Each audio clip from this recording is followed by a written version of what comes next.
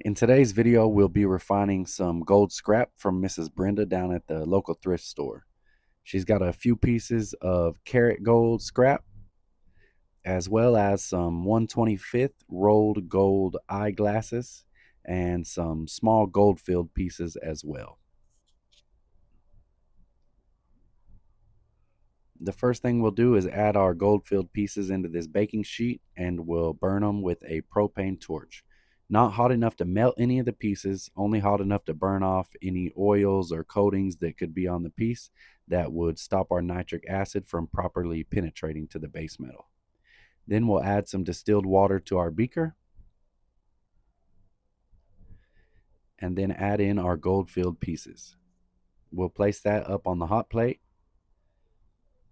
and we'll measure out an equal amount of concentrated nitric acid. Do not try this at home.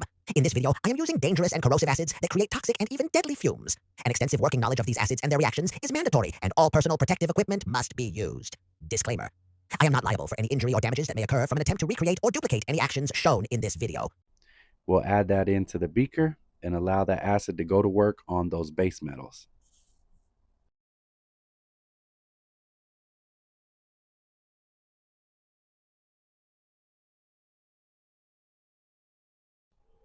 While that's happening, we'll grab our melt dish and add in our karat gold scrap. We'll heat this up until it's melted, and then we'll add in pieces of silver. What we're trying to accomplish here is reducing the gold content of this 17 grams of gold scrap to about 25% gold, the rest being alloyed with silver and the original base metals. Then we'll pour that into our glass of ice water. And we'll end up with a roughly 6-carat shot. We'll add this down into our beaker and cover it with distilled water. We'll get that up on the hot plate and again add in an equal amount of concentrated nitric acid. You can see it almost immediately goes to work on those silver and copper base metals in that karat scrap. So now we'll turn the heat up, sit back, and allow the acid to work on those base metals. When the fume production slows down, we'll turn off the heat and allow it to cool. This is a time-consuming process, but I sped it up significantly, and I'm pretty sure you get the idea. But when our solutions are sufficiently cooled down, we'll be able to look in there and check out our materials. We'll go ahead and decant off our nitric acid solutions, which would be a copper and silver nitrate at this point.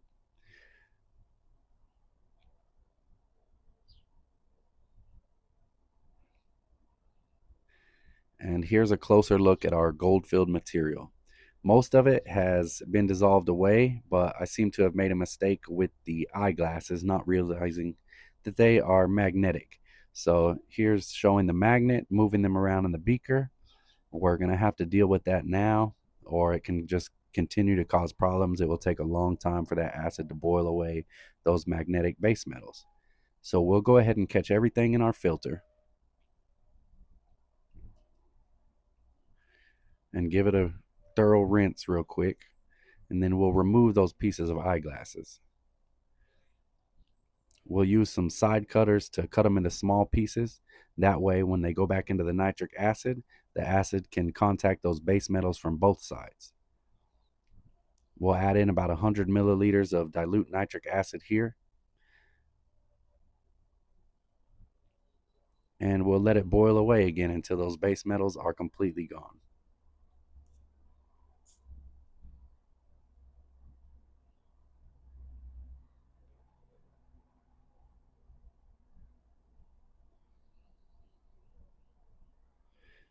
After that, we will decant our solution back through the filter and take a closer look at our materials. It seems that all the base metals are gone and now they are just golden shells.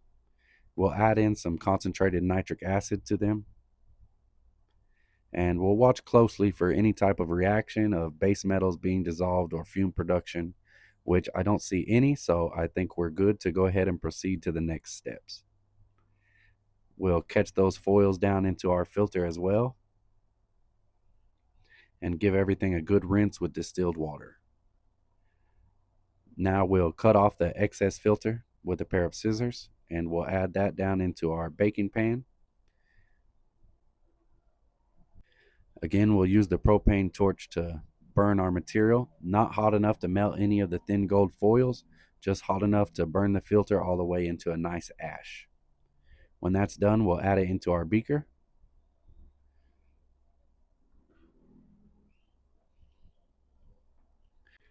Get it up on the hot plate, and this time we'll cover it with muriatic or hydrochloric acid. Now we'll add in just a few milliliters of nitric acid to form the solution known as aqua regia, which will put all of our gold foils into solution.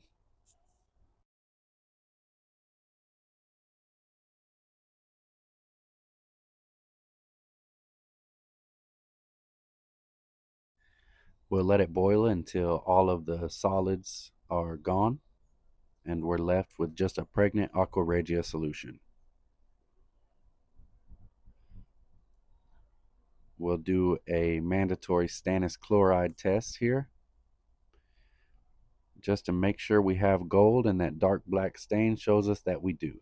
So now we'll go ahead and filter our solution, rinsing it fairly well with distilled water. Make sure we get all of it out of our filter and into our beaker.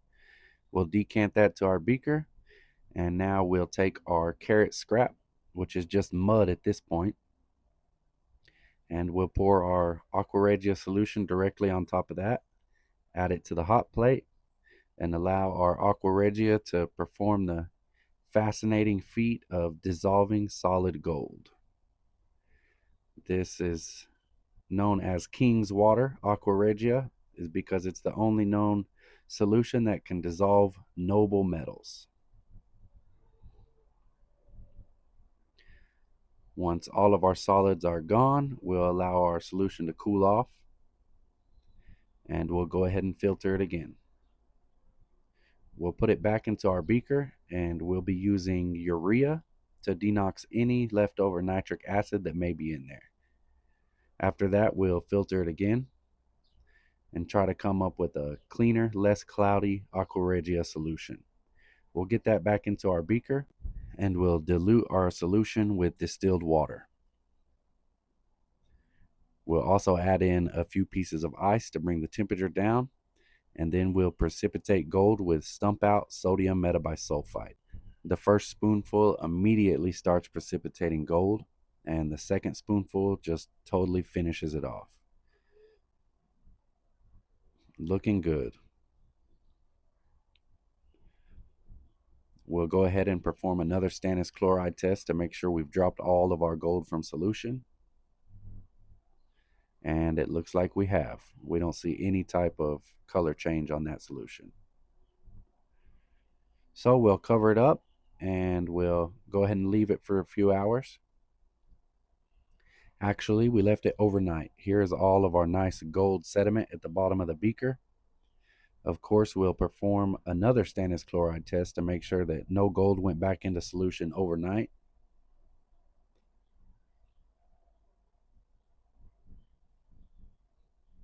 No change at all, so that means we have all of our gold from the solution. We're going to be adding this solution into our gold waste container. We'll do this by siphoning off the solution so that we don't disturb any of the gold powder in the bottom of the beaker. When that's done, we'll rinse with boiling hot distilled water.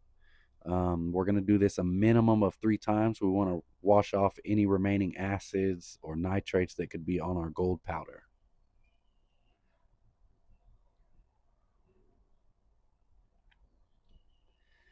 After it's nice and clean, we'll cover it with hydrochloric or muriatic acid.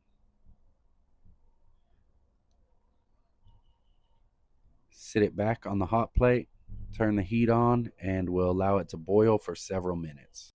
These hydrochloric acid boils are a mandatory step in refining, and you can see how quickly and cleanly it clears up that brown color from our gold powder.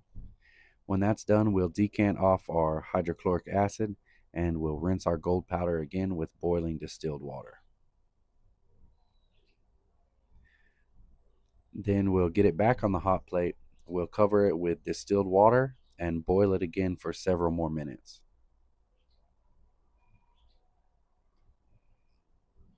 And what this does is removes any leftover hydrochloric acids that might be adhered to our gold powder.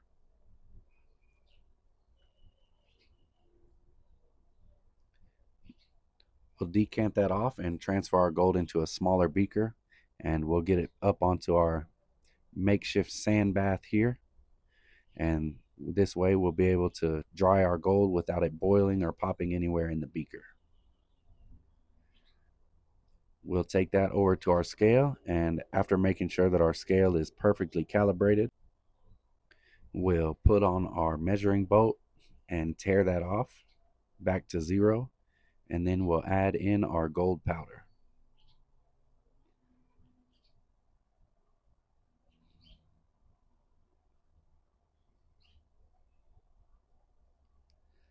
(9.08 grams of pure 24 karat gold powder. We'll take that over to the melting table. We'll add in a little bit of borax and pour this down into our melting dish. Hit it with the torch and get it to melt into a nice little shiny gold button. We'll pluck that out of there and drop it into some cold water.